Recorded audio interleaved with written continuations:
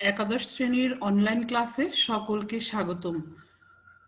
সুপ্রিয় শিক্ষার্থীরা, সবাইকে অনেক অনেক শুভেচ্ছা জানিয়ে আমার অনলাইন ক্লাস শুরু করছি। আমি উম্মে কুলসুম নাসরিন, সহকারী অধ্যাপক, উদ্ভিদ বিজ্ঞান বিভাগ, সরকারি হোসেন শহীদ সোহরাওয়ার্দী কলেজ, মাগুরা। আর এটি আমার ষষ্ঠ অনলাইন ক্লাস। আমার আজকের বিষয় জীববিজ্ঞান প্রথম পত্রের প্রথম অধ্যায়ের কোষ ও কোষের গঠন চ্যাপ্টার থেকে গলগি বডি। তোমরা আজকের পাঠ থেকে জানতে পারবে গলগি বডি এর গঠন ও কাজ। সুপ্রিয় শিক্ষার্থীরা, গলগি বডি আসলে কি? তোমরা এখানে একটি ছবি দেখতে পাচ্ছ। নিউক্লিয়াসের কাছাকাছি অবস্থিত এবং দ্বিস্তর বিশিষ্ট ঝিল্লি দ্বারা আবদ্ধ ছোট নালিকা, ফুসকা, চৌবাচ্চা বা ল্যামেল্লির ন্যায় সাইটোপ্লাজমিক অঙ্গাণুর নাম গলগি বডি। একে গলগি যন্ত্র বা গলগি ক্ষেত্র বলা হয়। গলগি বডির চ্যাপ্টা গোলাকার বা লম্বা হতে পারে। এরা সাধারণত নিউক্লিয়াসের কাছাকাছি একত্রিত হয়ে অবস্থান করে। সুপ্রিয় শিক্ষার্থীরা, একটি ছবি দেখাচ্ছি। এটা একটি নিউক্লিয়াসের দেখো কাছাকাছি এই যে এটি হচ্ছে গলগি অ্যাপারেটাস বা গলগি বডি।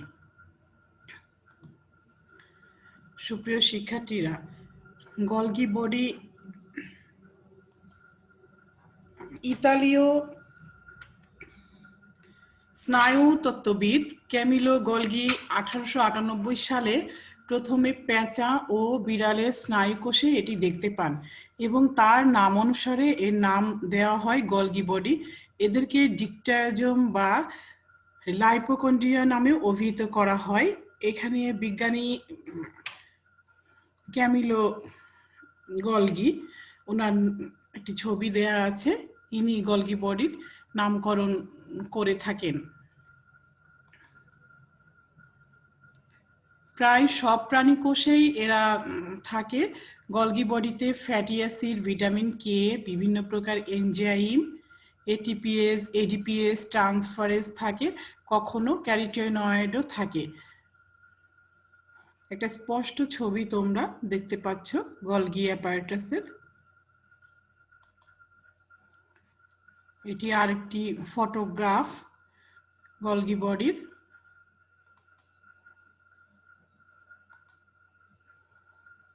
ভৌত গঠন, গলগি বডির ভৌত গঠন সম্পর্কে আমরা একটু জেনে নিই। এই যে গোলাকার যে বস্তু এটা দেখা যাচ্ছে গলগি বডির, এটাকে বলে ভ্যাকুয়াল।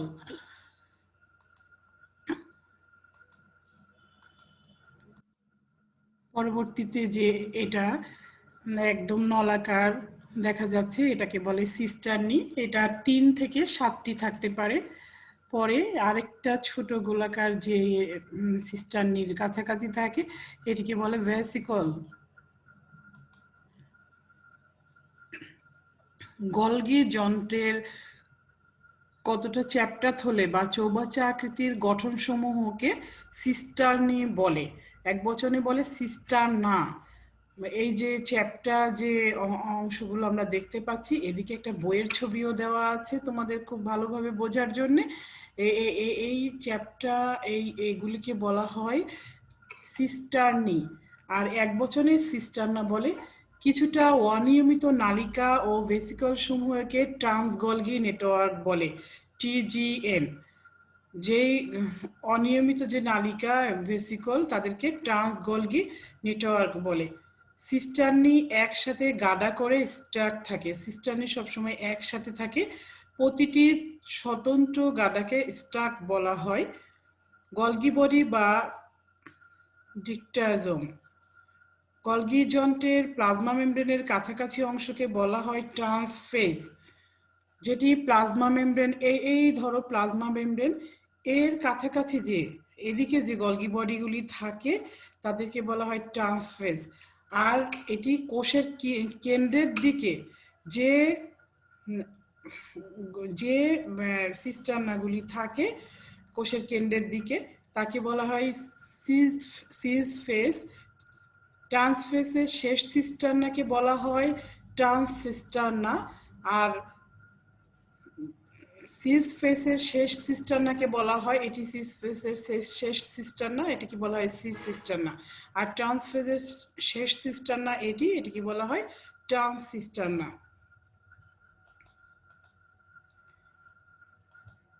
আর মাঝখানে যে মধ্যভাগের গুলোকে বলা হয় মেডিয়াল সিস্টার্নি। সবগুলি সংগঠন ইন্টারসিস্টার্নাল বস্তু দিয়ে একসাথে সংঘবদ্ধ অবস্থায় থাকে। 3 অংশে 3 ধরনের এনজাইম থাকে এবং এদের কাজও 3 ধরনের। এই যে সিস সিস্টারনা, ট্রান্সসিস্টারনা এবং মেডিয়াল সিস্টারনা, এর 3টা অংশে 3 ধরনের এনজাইম থাকবে।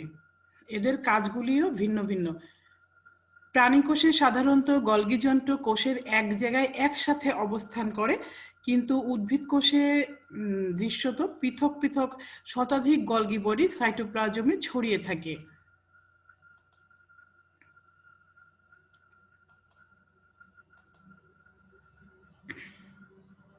তোমরা দেখো, উদ্ভিদ কোষে গলগি বডির প্রধান কাজ হলো গ্লাইকোপ্রোটিনের অলিগোস্যাকারাইডের পার্শ্ব শিকল সংযুক্ত করা।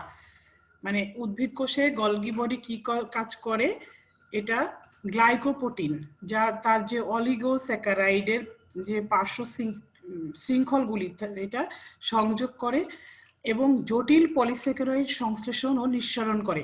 তাহলে গলগি বডি আসলে কি করে, জটিল পলিস্যাকারাইড সংশ্লেষণ ও নিঃসরণ করে এবং ওই পার্শ্ব শিকল সংযুক্ত করে। তাই উদ্ভিদ কোষে গলগি বডিকে কার্বোহাইড্রেট ফ্যাক্টরি বলা হয়। তাহলে কার্বোহাইড্রেট ফ্যাক্টরি কেন বলা হয়? কার্বোহাইড্রেটের যে কাজগুলি, যে পলিস্যাকারাইড সংশ্লেষণ, নিঃসরণ, গ্লাইকোপ্রোটিনের যে অলিগোস্যাকারাইডের পার্শ্ব শিকল সংযোগ, এগুলি সব গলগি বডি করে থাকে। উদ্ভিদ কোষে গলগি বডি আরেকটি উল্লেখযোগ্য কাজ হলো, সেটি কি করে, কোষ প্রাচীর গঠন করে। এন্ডোপ্লাজমিক রেটিকুলামে উৎপাদিত দ্রব্যাদির ঝিল্লিবদ্ধ ভেসিকল সিস সিস্টার্না গ্রহণ করে এবং পর্যায়ক্রমে মেডিয়াল সিস্টার্নার মাধ্যমে শেষ পর্যন্ত ট্রান্সসিস্টার্না হয়ে কোষের অন্যত্র বা প্লাজমা মেমব্রেনে চলে যায়। এখানে একটি সাইকেল দেখানো হয়েছে, এটা তোমার গলগি বডির যে এটি মিডিয়াল সিস্টার্না, এটি ট্রান্সসিস্টার্না, এটি সিস সিস্টার্না, এটি হচ্ছে ট্রান্স গলগি নেটওয়ার্ক। তাহলে এটি এন্ডোপ্লাজমিক রেটিকুলামে উৎপাদিত দ্রব্যাদির যে এটি কি করে, ঝিল্লিবদ্ধ ভেসিকল যেটা সিস সিস্টার্না এটি গ্রহণ করে এবং পর্যায়ক্রমে মেডিয়াল সিস্টার্নার মাধ্যমে শেষ পর্যন্ত ট্রান্সসিস্টার্না হয়ে কোষের অন্যত্র বা এটি প্লাজমা মেমব্রেনে চলে যায়। এই ছবিটির মাধ্যমে এটি দেখানো হয়েছে। সুপ্রিয় শিক্ষার্থীরা, আমরা এখন রাসায়নিক গঠন সম্পর্কে জানতে পারবো। রাসায়নিক গঠন আসলে কি কি রাসায়নিক পদার্থ গলগি বডিতে থাকে। গলগি বডি আবরণী লিপোপ্রোটিন দিয়ে গঠিত হয়। এতে 60% প্রোটিন থাকে এবং 40% থাকে কি লিপিড। লিপিডের মধ্যে রয়েছে প্রধানত ল্যাসিথিন ও সেফালিন জাতীয় phospholipid. Carotenoid, fatty acid, vitamin C প্রভৃতিও রয়েছে। আর কি থাকে, বিভিন্ন ধরনের এনজাইম দ্বারা এদের থলিগুলি পূর্ণ থাকে। গুরুত্বপূর্ণ এনজাইমগুলো হচ্ছে এডিপিএস, ম্যাগনেসিয়াম, এটিপিএস, সিটিপিএস, টিটিপিএস, সামান্য পরিমাণে গ্লুকোজ 6-ফসফেট থাকে। তাহলে আমরা রাসায়নিক গঠন জানতে পারলাম, কি কি রাসায়নিক উপাদান গলগি বডিতে থাকে।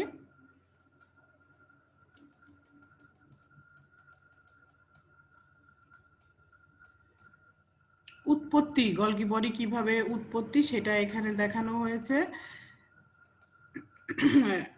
সম্ভবত বলা হয়, এখানে মনে করা হয় মসৃণ যে এন্ডোপ্লাজমিক রেটিকুলাম থেকে গলগি বডির উৎপত্তি হয়। মসৃণ এন্ডোপ্লাজমিক রেটিকুলাম হতে গলগি বডির উৎপন্ন হয়। এই যে এন্ডোপ্লাজমিক রেটিকুলাম থেকে এই যে ভ্যাসিকল, এরপরে এই যে গলগি বডির সৃষ্টি। এই ছবিটিতেও এইভাবে দেখানো হয়েছে।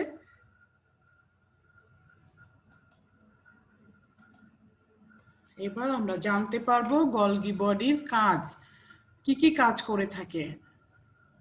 সবার প্রথমেই গলগি বডি কি করে, লাইসোজোম তৈরি করে থাকে, অপ্রোটিন জাতীয় পদার্থের সংশ্লেষণ করে, কিছু এনজাইম নির্গমন করে, কোষ বিভাজনকালে কোষ প্লেট তৈরি করে, প্রোটিন, হেমিসেলুলোজ, মাইক্রোফাইবিল তৈরি করে, আর কোষস্থ পানি বের করে, এন্ডোপ্লাজমিক রেটিকুলামে প্রস্তুতকৃত দ্রব্যাদি ঝিল্লিবদ্ধ করে, বিভিন্ন পলিস্যাকারাইড সংশ্লেষণ ও পরিবহনে অংশগ্রহণ করে। তাহলে আমরা গলগি বডির কাজ সম্পর্কে জানতে পারলাম প্রিয় শিক্ষার্থীরা।